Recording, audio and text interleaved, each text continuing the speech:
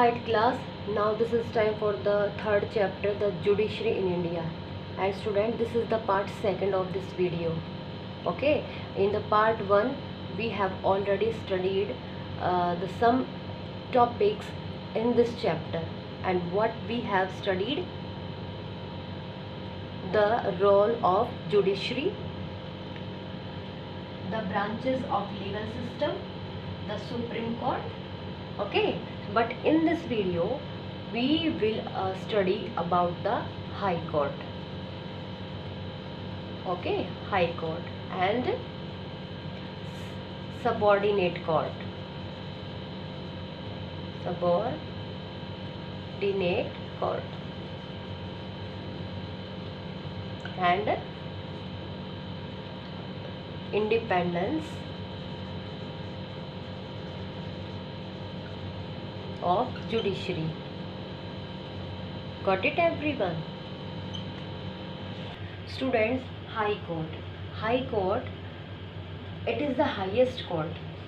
It is the highest court. Okay, ये highest court है और ये क्या करता है? Of appeal at state level. Okay, ये हमारा स्टेट लेवल पर हाईएस्ट कोर्ट है.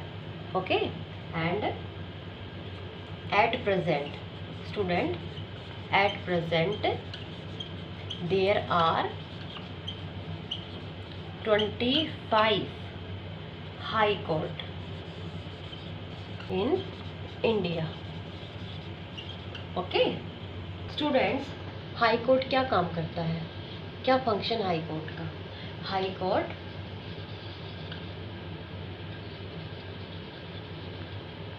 look after what? The issue which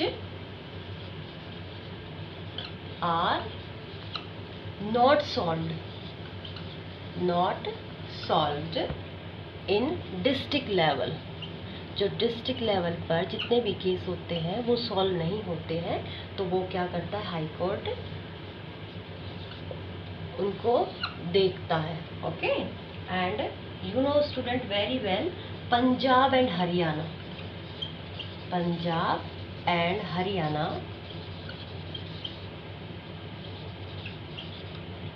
share a common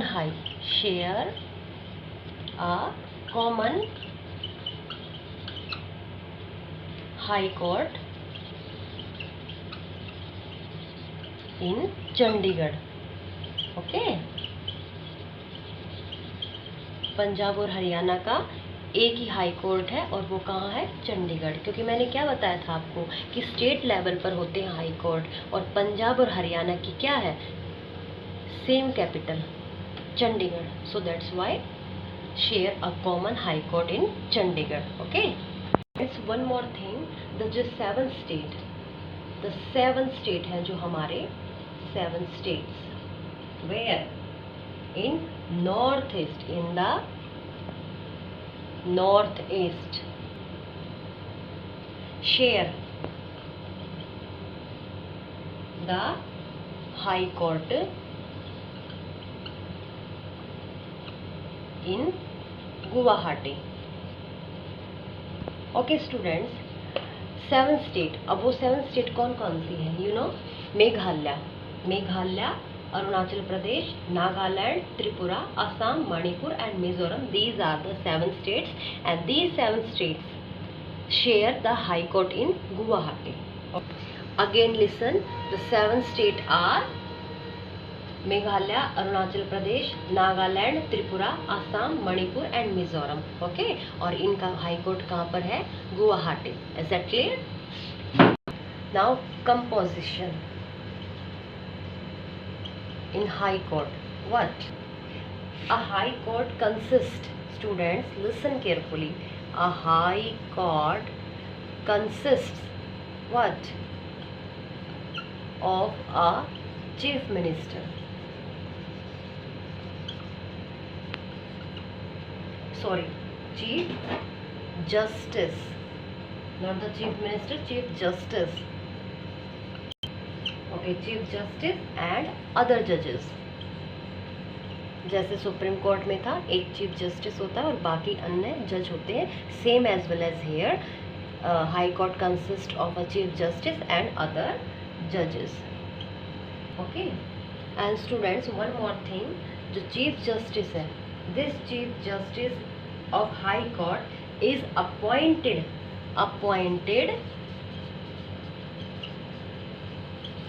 bye the president. Okay,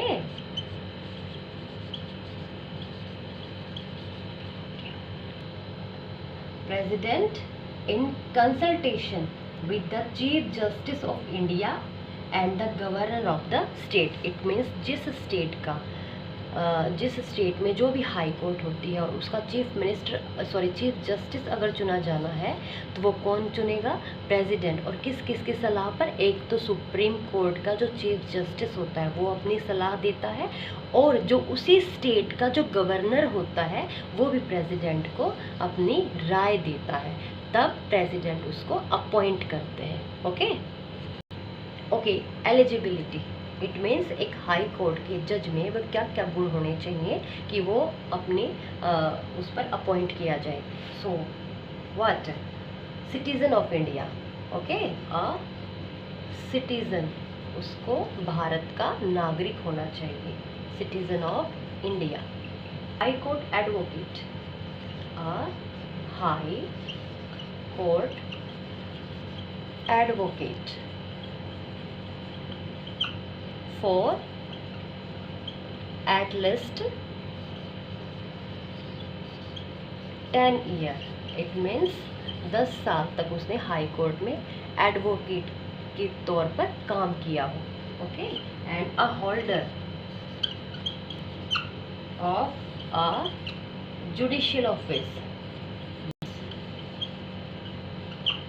in India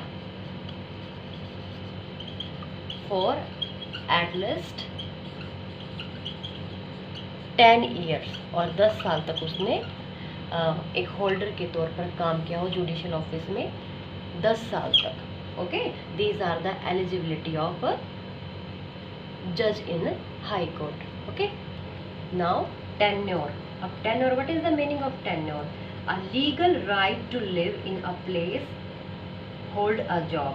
it means कि जब कोई किसी पोस्ट पर हम नियुक्त होते हैं, अपॉइंट होते हैं, उसकी आयु, उसकी एज कब तक होगी? रिटायरमेंट तक। Okay, so here is a mention a legal right to live in a place, hold a job. It means अ जज ऑफ हाई कोर्ट, अ जज of high court holds office till the age of 62 year। Okay, got it students? Now the procedure of removing a judge, it means high court में जज को हटाया कैसे जाए? So same as well वही procedure है जो एक सुप्रीम कोर्ट में था। The procedure of removing the high court judge is called impeachment। और जो प्रोसीजर होता है उसको बोला गया है इम्पीचमेंट। ओके, अब ये इम्पीचमेंट क्या है? You know very well, I already told in the previous video कि the motion containing the charges against the जज must be passed in both the house of parliament by 2/3 majority of the member present and voting. It means जो parliament के, you know very well, 2 houses हैं। Okay, कौन कौन से हैं? Lok Sabha and Rajya Sabha.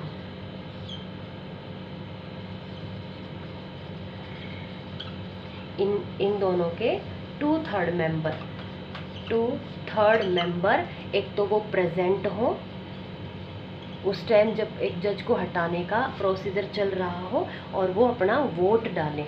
Okay, और जब 2/3 मेंबर एक साथ होके प्रेजेंट होंगे और वोट डालते हैं तो जब ये फिर क्या होता है, प्रोसीजर पास हो जाता है और प्रेसिडेंट उसको हटा सकते हैं। Okay students, now there is given the power of the high court. Okay, ये हाई कोर्ट की पावर है। अब हियर इज अ मेंशन। अब ये देखते हम कि इनमें क्या क्या चीज़ें दी गई है। तो first one is given the original jurisdiction. अब ओरिजिनल ज्यूरिसडिक्शन में क्या है कि the high court has original jurisdiction over cases that involve violation of fundamental rights और election dispute arising the state. It means जो फंडामेंटल राइट्स हैं अगर वो किसी के छीने गए हैं या कोई भी इलेक्शन में डिस्प्यूट हुआ है तो वो सीधा यहाँ पर केस फाइल होता है।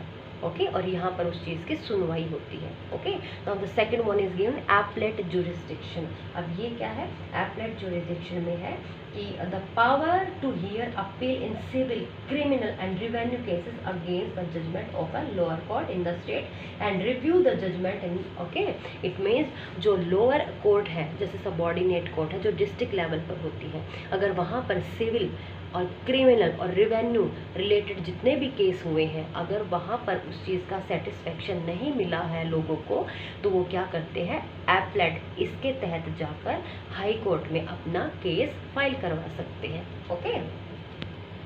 Okay now third one is given supervisory jurisdiction. अब ये क्या है, the supervisors high court supervises the functioning of the lower court in the state. और जो स्टेट में जितने भी लोअर कोर्ट हैं इट मीन्स कहाँ पर होंगे, डिस्ट्रिक्ट लेवल पर। ओके तो ये क्या करता है, उनके सभी कामों का ऑब्जर्व करता है, सुपरवाइज करता है। Is that clear. Now the fourth one is power to issue writs. अब ये क्या है, the high court can issue writs to enforce fundamental right as well as the other legal rights of the people of the state. अब इसमें भी क्या है, fundamental rights के ही बारे में बताया गया है कि जितने भी स्टेट के अंदर किसी के भी फंडामेंटल राइट्स हैं उनका क्या होगा, रिलेटेड केस यहाँ पर हो सकते हैं और यहाँ पर उनकी सुनवाई होती है फोर्सफुली। ओके अब now court of record here is mention. अब ये क्या है, the high court keeps a record of all the cases and their judgment. It means जितने भी हाई कोर्ट में केस जाते हैं और उन पर जितना भी जजमेंट लिया जाता है उन सभी का रिकॉर्ड यहाँ रखा जाता है। Okay now the next topic is subordinate court. अब ये क्या है, each state in India is divided into a number of districts. Student you know very well in India में 28 states हैं। ओके और हर एक स्टेट्स के अपने अपने डिस्ट्रिक्ट होते हैं। फॉर एग्जांपल अगर हम अपने हरियाणा की बात करें तो यहाँ पर कितने 22 डिस्ट्रिक्ट है और हर एक डिस्ट्रिक्ट में क्या होगी, अपनी एक कोर्ट होगी और उस कोर्ट को क्या बोला गया है, subordinate court. Okay and the courts at the district level and those below it are called subordinate court and these courts here both civil and, अब ये क्या क्या सुनते हैं, civil and criminal cases। और मैं आपको पहले भी बता चुकी हूँ कि सिविल में क्या आएंगे, सिविल में आते हैं वो केसेस आते हैं related to property, okay and land, money transaction, पैसों,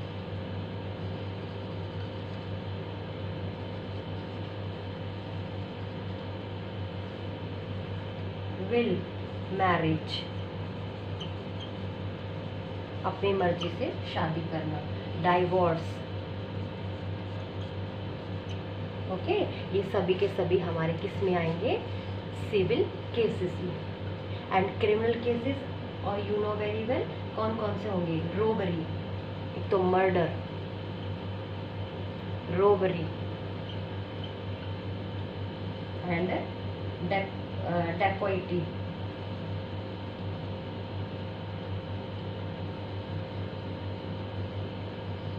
एंड दीज आर द, ये सब क्रिमिनल केसेस में आते हैं। इट मीन जो हमारे डिस्ट्रिक्ट लेवल पर जितने भी सबऑर्डिनेट कोर्ट होते हैं वो 2 टाइप के केसेस इसमें देखती है, one is civil case and second one is criminal case.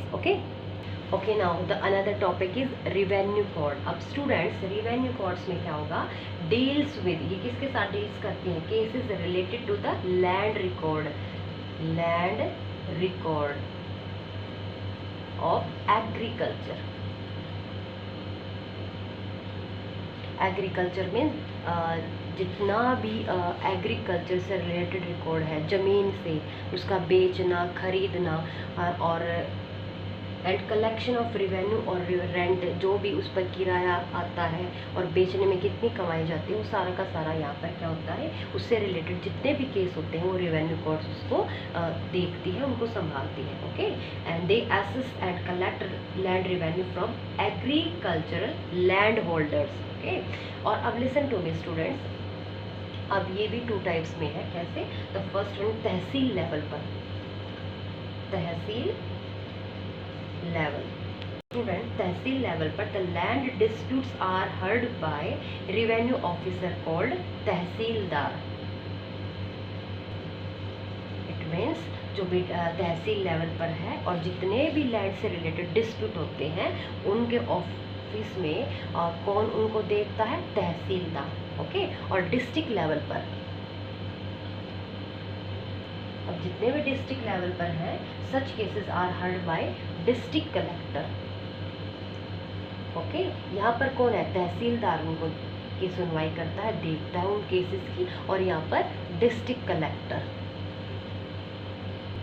Okay, and one more thing student, the highest revenue court in a state is the board of revenue, और highest revenue court जो भी state का होता है उसको बोला जाता है board of revenue. State level पर बोर्ड ऑफ रेवेन्यू, ये किस पर है? स्टेट लेवल पर। Got it? The next topic is न्याय पंचायत। अब ये न्याय पंचायत होती कहाँ है? Nyaya panchayat are set up to deals with same, ये भी क्या करती है? Civil and criminal, civil and criminal जो केसेस होते हैं, criminal cases, where? At village level. Okay, ये क्या है? विलेज लेवल पर ये जितने भी एक सिविल और क्रिमिनल केसेस होते हैं वो न्याय पंचायत उनको डील करती है। Okay, they try civil cases and minor criminal cases. There is one Nyaya Panchayat for a group of 5 village panchayat. और इसमें क्या होते हैं? 5 ग्रुप ऑफ पीपल, 5 लोग होते हैं इसमें, और उनको क्या बोला जाता है? Panchayat. Okay, and they help in solving minor cases quickly and without much expense. बिना ज़्यादा पैसा लगाए ये क्या करते हैं? लोगों का केसेस का निपटारा करते हैं।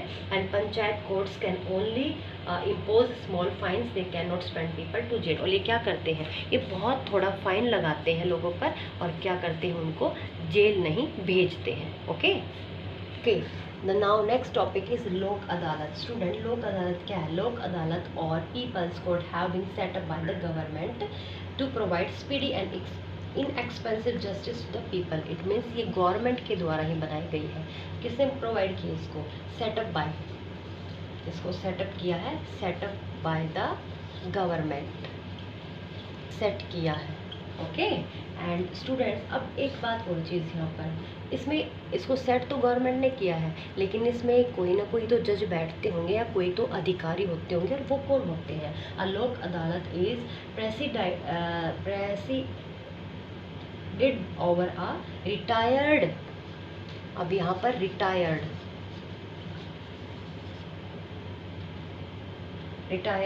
जुडिशियल ऑफिसर होते हैं।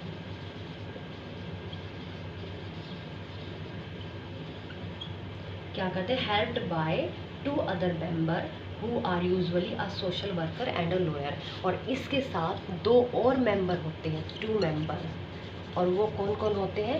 या तो कोई एक सोशल वर्कर हो, ओके, और सेकंड वन इज कोई लॉयर हो, वकील हो। ये रिटायर्ड जुडिशियल ऑफिसर होगा और उनके साथ ये होंगे। ये इसमें क्या करते हैं? किसी भी केसेस की जो भी आता है उनके पास उसकी ये सुनवाई करते हैं। Okay, now student I am repeating again, a Lok Adalat, these courts have been set up by the government, and listen, a lok adalat is presided, okay, over by a retired judicial officer helped by 2 members who are usually a social worker and a lawyer. Okay, and listen students, though every citizen in India has a right to justice through the courts, in reality we find the access of court is very difficult for a large majority of poor in India. अब आपको पता है हमारे India में बहुत से ऐसे लोग हैं जो बहुत गरीब होते हैं और वो क्या करते हैं, वो कोर्ट में अपने केस को फाइल नहीं करवा सकते। तो ये लोक अदालत सिर्फ उनके लिए बनाई गई है ताकि वो ज़्यादा पैसा न खर्च करके यहाँ पर उनके केस की सुनवाई हो जाए और उनको राहत मिले।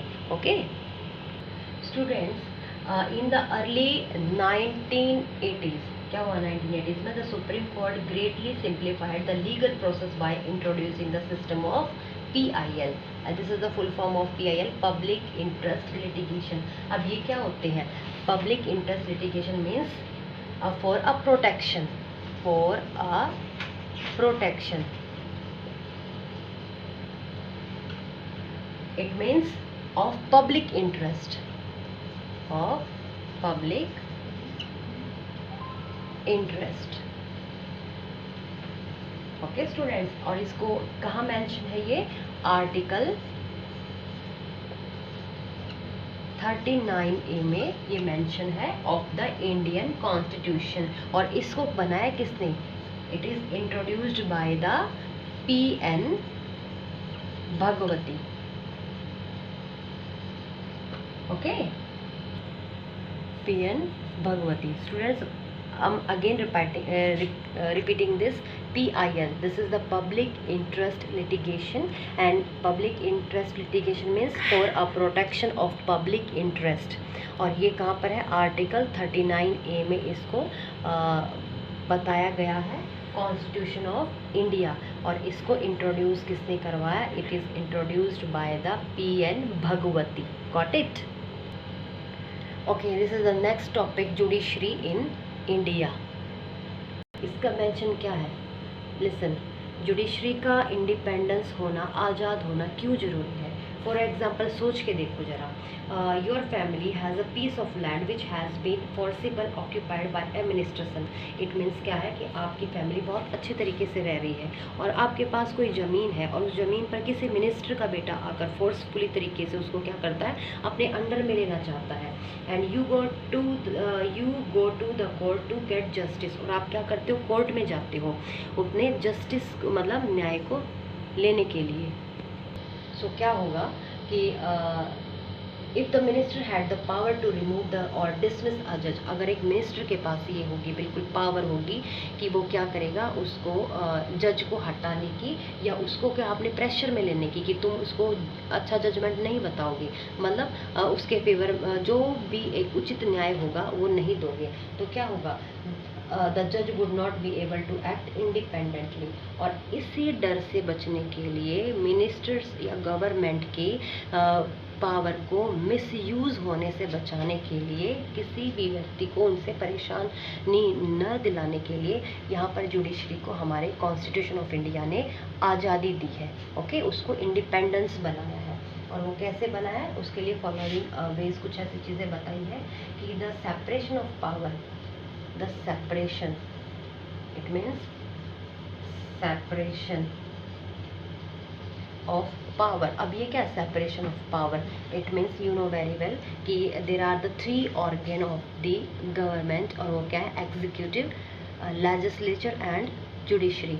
अब उसमें क्या है? हर एक की पावर को अपनी उनकी अलग अलग दी गई है, किसी भी एक ऑर्गेन को ज़्यादा पावरफुल नहीं बनाया गया है। Okay, so this separation of power provided by the constitution of India helps judiciary to make independent and impartial decision. Okay, और एक और चीज़ क्या है इसमें? द रिमूवल ऑफ जजेस, यानी कि जजेस को हटाना। The removal of judges had been very difficult. Judges can work more impartially without the fear of losing their job. और जब एक जज को हटाने की भी जो प्रोसीजर है वो बहुत ही डिफ़िकल्ट है, इसलिए क्या होता है? एक जज बहुत अच्छे तरीके से वहाँ पर काम कर सकता है।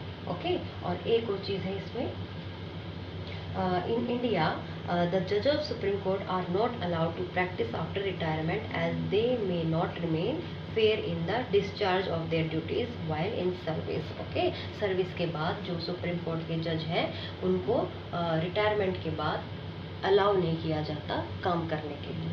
ओके, और मेन तो सबसे ज़्यादा तो इसमें क्या है कि जो गवर्नमेंट है उससे क्या किया गया है, अब जुडिशरी को बिल्कुल अलग किया गया है ताकि ये अपनी पावर का मिसयूज ना करे। Okay students, now it is only when the judiciary is free from the influence of the executive, अगर एग्जीक्यूटिव जो ऑर्गन है हमारी गवर्नमेंट का, उससे हमारी जुडिशरी बिल्कुल फ्री होगी, वो उसके इन्फ्लुएंस में नहीं आएगी, so that it can be impartial and justice can be provided to the aggrieved parties, and it also checks misuse of power by the legislature and the executive. Okay, so now student, our topic is over, our chapter is over. I think you got it. Now read this chapter again. Okay.